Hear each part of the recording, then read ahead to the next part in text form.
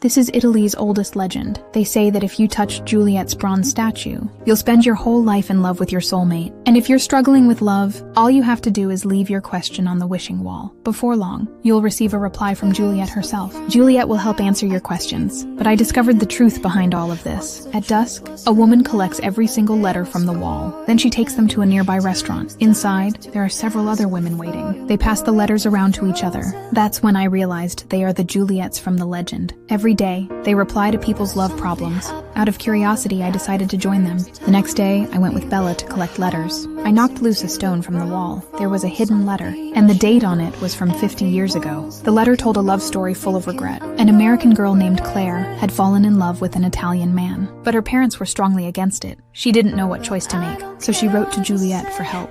Please, Juliet, tell me what I should do. My heart is breaking, and I have no one else to turn to.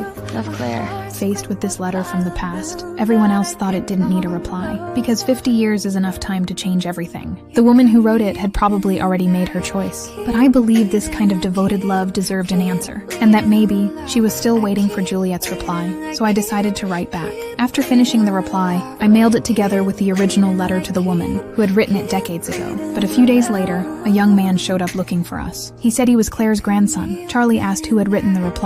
I stepped forward and admitted it was me, but Charlie wasn't here to thank me. Instead, he accused me of never replying at all, because Charlie was afraid that if they couldn't find that man, it would only break his grandmother's heart even more. Faced with his blame, I didn't know how to respond, but I did know one thing. This all started because of me, so I had to take responsibility. I followed Charlie to Juliet's statue. That's where we met the elderly Claire. Excuse me, Claire?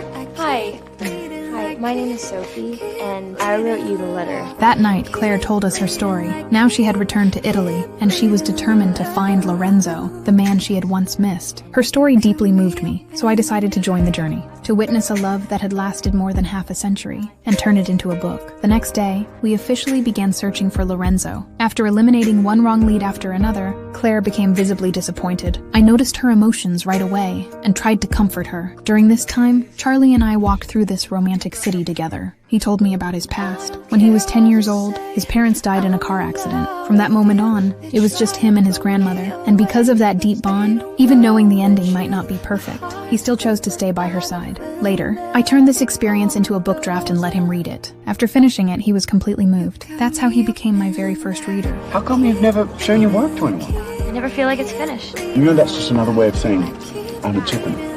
Listen, you've got nothing to be afraid of. You're not a fact checker, you're a writer.